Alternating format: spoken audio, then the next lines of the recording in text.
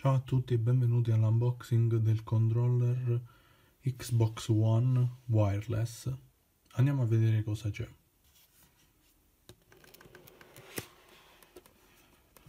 Allora, ovviamente il controller.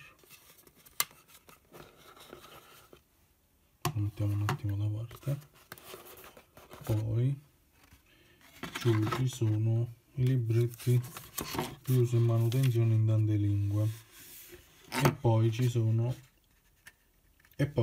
anche due batterie stilo che ho già inserito. Infatti questa è l'unica operazione che noi dobbiamo fare. Eccole qui. Bene, questo qui è il controller.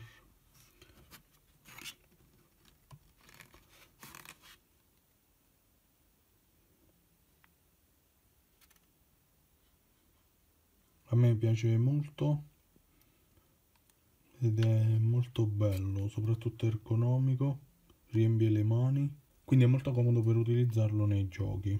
Una volta inserite le batterie ed attivato il Bluetooth del nostro PC, basta premere questo tasto.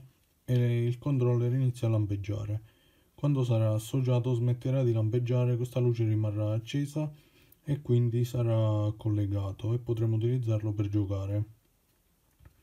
Altrimenti continua a lampeggiare per un tot di tempo fino a quando non si spegne questa luce e quindi non sarà più collegato. Se questa piccola review vi è piaciuta, cliccate like, fatemi sapere cosa ne pensate di questo comando se vi piace ed iscrivetevi per nuovi video. Ciao!